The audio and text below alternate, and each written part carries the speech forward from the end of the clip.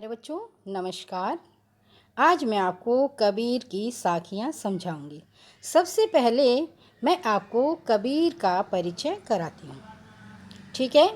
कबीर जो हैं ज्ञान मार्ग की शाखा के प्रमुख एवं प्रतिनिधि कवि माने गए हैं।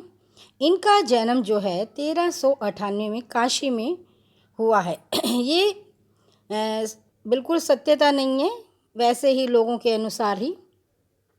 के मत के अनुसार कि इनका जन्म जो है एक विधवा ब्राह्मणी के गर्भ से हुआ था और लोक लिहाज के कारण, डर के कारण उसने जो है कबीर जी को एक लहर तारा नामक तालाब था उसके निकट छोड़ दिया। और नीरू नीमा नामक एक जो जुलाहा था, दंपति था, उनकी कोई संतान नहीं थी। तो वो वहाँ से जो है लहर तारा नामक तालाब के निकट से जब वहाँ से गुज़र रहे थे तो उनकी नज़र जो है कबीर पर पड़ी। तो उन्होंने जो है इनका लालन पालन किया। अब जो है क्या है, जन्म देने वाले से बड़ा है उसको पालन पोषण करने वाला। जन्म कोई देता है तो पालता जो है वास्तव में जो है पालने वाला ही उसके माँ बाप होते हैं।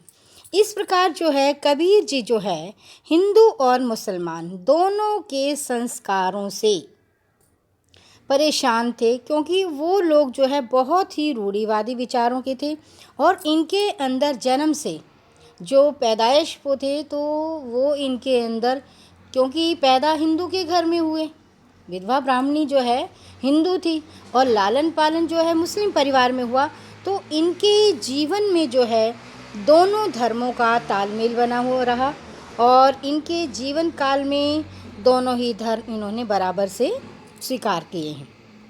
तो ये जो है बिल्कुल निरक्षर थे, जो है पढ़े लिखे नहीं थे। इन्होंने खुद ही कहा है, मसी कागद छुओ नहीं, कलम गही नहीं हाथ, कि इन्होंने कभी कागज़ को स्पर्श करके नहीं देखा, छूकर नहीं देखा, ना इन्होंने कभी कलम घड़ कर देखी है। तो इनका जो है परिवार के बारे में जो है जो भी उक्तियां हैं वो स्पष्ट नहीं है, फिर भी जो है लोगों के अनुसार जो उक्तियां हैं वो, इनकी पत्नी का नाम जो है लोई था और इनके 2 बच्चे थे, एक कमाल और दूसरा कमाली। 2 इनके संतानें थी और इनके गुरु थे रामानंद। गुरु कौन थे? रामानंद। और इनकी मृत्यु जो है लगभग जो है मगहर में मानी जाती है 1518 ईस्वी के आसपास। तो कबीर जी की जो रचनाएं थी वो बीजक में हैं। किस में है? बीजक। जो इनका रचनाओं का संकलन है, सब एक उसको संकलन को, जिसमें आपकी जो रचनाएं हैं वो संकलित करके रखी जाती हैं, उनका नाम है बीजक। तो बीजक में जो है शब्द भी हैं, साखी हैं और रमेनी हैं। तो आइए, आपके सिलेबस में है बच्चों कबीर की साखियाँ। तो मैं सबसे पहले आपको जो साखी में जो कठिन शब्द हैं, सबसे पहले मैं है उनके बारे में थोड़ी सी चर्चा कर देती हूँ। जैसे साधु है, ठीक है, तो यहाँ पर साधु कौन होता है? साध है जो, वो कौन है? साधु, ठीक है। और मयान जो होती है वो तलवार होती है। आवत, आवत होता है आना। और गारी होती है गाली। और उलट, उलट मतलब उलटने से, पलटने से। माही,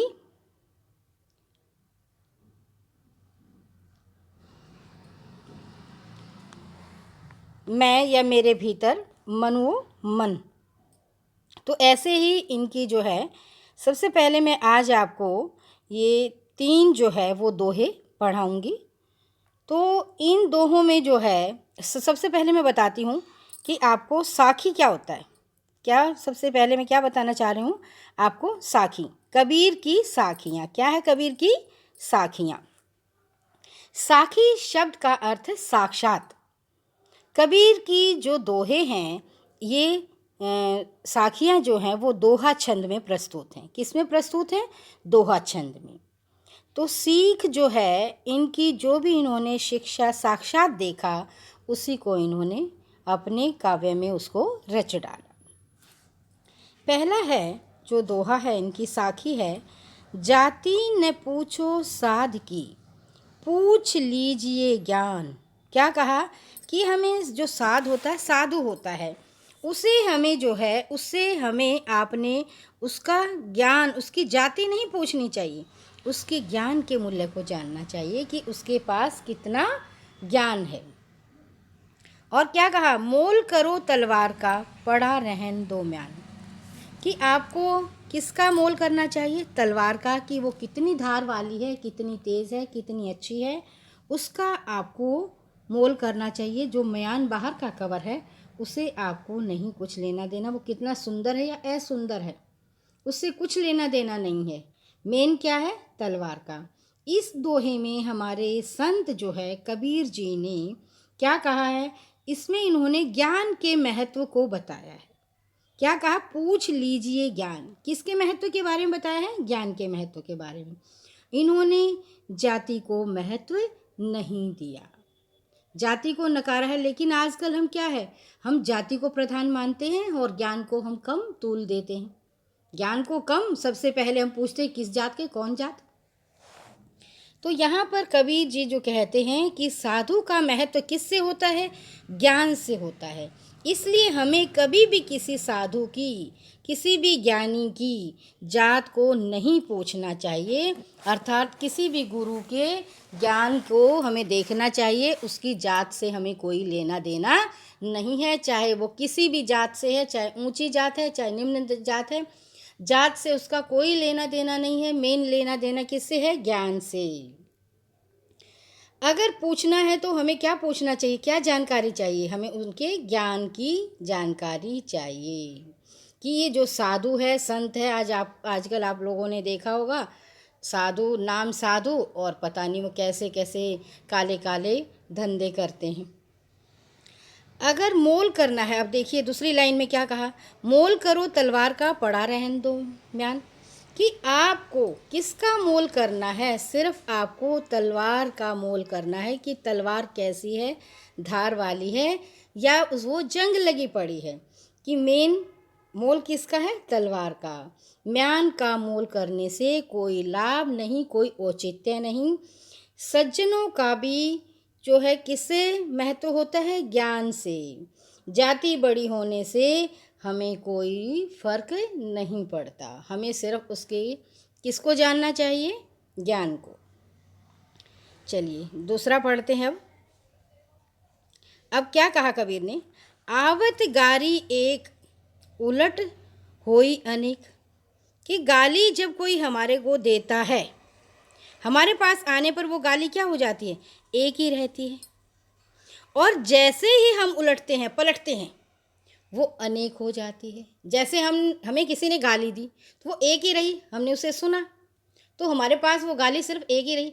अगर हमने पलट के उसे एक और गाली दे दी तो क्या हो गई, दो, और उधर से उसने और दे दी, तो गालियों की संख्या क्या हो जाती है, बढ़ती चली जाती है। तो अब देखिए क्या कहा कबीर जी ने, आवत गारी एक है, उलट होई अनेक।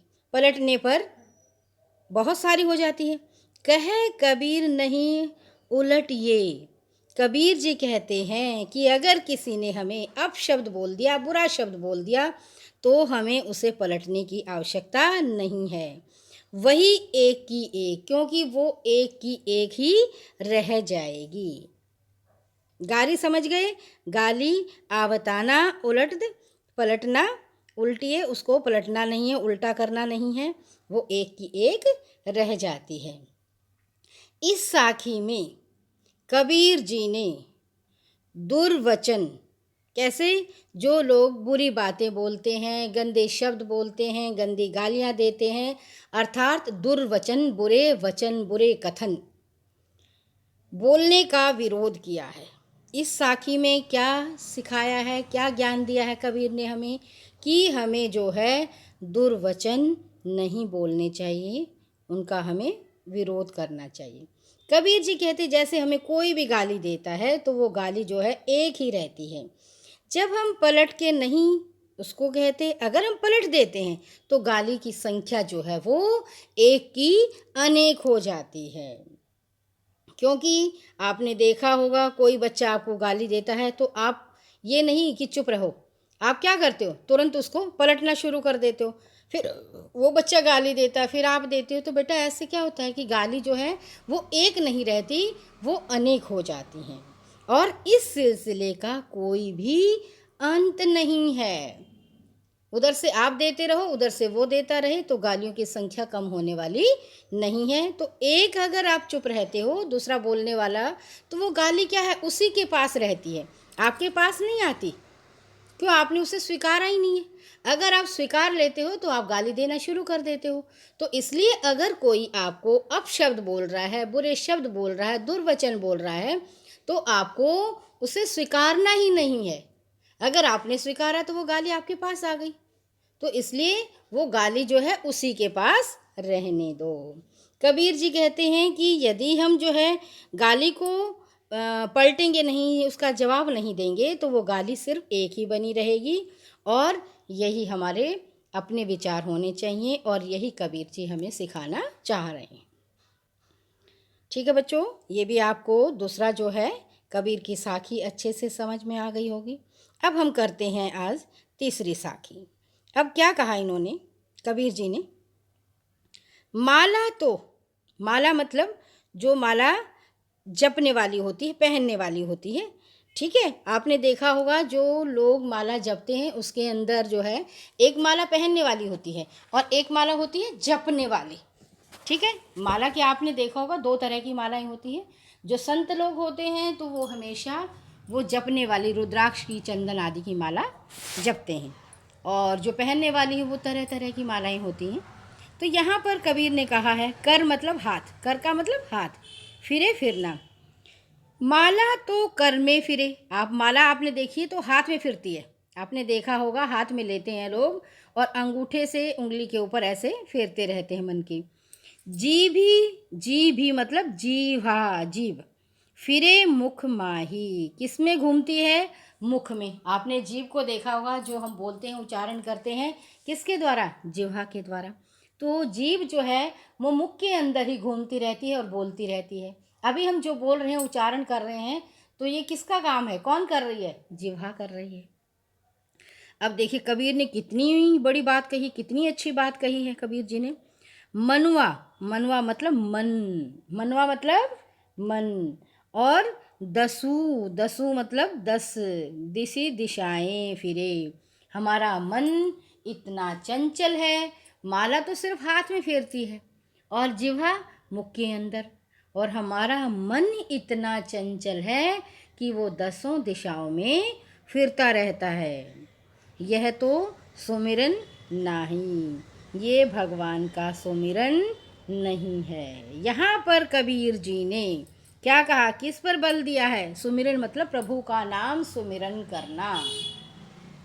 हम वैसे तो कहते हैं भगवान का नाम ले रहे हैं, और हमारा मन आपने देखा पूजा पाठ में जब बैठ जाते हैं, कभी इधर घूमता है, कभी उधर घूमता है, कभी उधर घूमता है। तो जैसे हम सवेरे आपको गायत्री मंत्र का उच्चारण करने के लिए बोलते हैं, तो आपका मन इधर रहता है कि कौन से मैडम आई हैं, कौन से मैडम नहीं आई हैं, उस मैडम का मैंने काम किया है नहीं किया है। तो आपका मन जो है वो गायत्री मंत्र के उच्चारण के साथ साथ क्या है, आपका मन जो है वैसे मुख से तो आप गायत्री मंत्र का उच्चारण कर रहे हैं, लेकिन मुख के द्वारा आप क्या है, अब मुख के द्वारा तो उच्चारण हुआ जिह्वा के द्वारा, लेकिन आपके मन के द्वारा क्या हुआ, क्योंकि मन चंचल है, वो 10 दिशाओं में भटकता रहता है, घूमता रहता है, उससे प्रभु का सुमिरन नहीं है। क्या कहा कबीर ने, देखिए फिर दोबारा से समझा रही हूँ कि लोग हाथ में तो भगवान का नाम लेकर राम राम राम राम राम अल्लाह अल्लाह अल्लाह अल्लाह करते रहते हैं, ढोंग करते हैं। क्या कहा कबीर ने, देखो कितना करारा व्यंग्य किया है, कितनी आडंबरों का विरोध किया है। हमने देखा होगा और आप लोगों ने भी देखा है कि लोग जो है मालाएं जपते रहते हैं, वास्तव में वो दिखावा करते हैं। अपने मन के अंदर ही हमें जपना चाहिए। कबीर ने इन सभी चीज़ों का विरोध किया है। कहा है उन्होंने इस दोहे में कि हमारे अंदर मन में एकाग्रता होनी चाहिए, मन में हमारा ध्यान प्रभु की तरफ एक चित्त से लगा होना चाहिए। हम हाथ में तो माला लिए रखते हैं और जाप करने के लिए जो है एक एक दाने को घुमाते हैं, ओम ओम। और जिभ जो है मुंह में, जिह्वा जो है वो हमारे मुंह में घूमती रहती है। मन जो है आपने देखा होगा वो भटकता है, चंचल, इधर उधर दसों दिशाओं में भटकता रहता है, वो एक तरफ एकाग्र चित्त में नहीं लगता, इधर उधर बेकार की बातों में उलझा रहता है। कभी इधर ध्यान, कभी उधर ध्यान, कभी ऊपर ध्यान, कभी नीचे ध्यान, कभी दाएं ध्यान, कभी बाएं ध्यान। तो ऐसे जो है बेकार की बातों में उलझा रहता है। उसका जाप करने से कोई भी तालमेल नहीं है। क्या कहा कबीर ने कि आपका प्रभु का सुमिरन करने का कोई भी तालमेल बिल्कुल भी नहीं है। इसे हम भगवान का सुमिरन नहीं कहेंगे, क्योंकि आप हाथ में माला ले रखी है, मुख से भगवान के मंत्र का उच्चारण कर रहे हो और आपका मन जो है इधर उधर भटक रहा है, कभी उसको देख, कभी इधर देख, कभी कुछ कर, कभी कुछ कर, तरह तरह की आपको, क्या कह रहे हैं कबीर, एकाग्र चित्त होना चाहिए, आपका चित्त एक चित्त लगा होना चाहिए। तभी आप जो है बाह्य ढोंग से बच सकते हैं और तभी भगवान का ध्यान करने के लिए आपको अपने मन को एकाग्र करना होगा। क्या करना होगा? एकाग्र करना होगा। ठीक है बच्चों, आज मैंने आपको कबीर की 3 साखियाँ समझा दी हैं। अगली वीडियो में मैं आपको चौथी और 5वीं अच्छे से समझाऊंगी। ठीक है बच्चों, धन्यवाद बच्चों।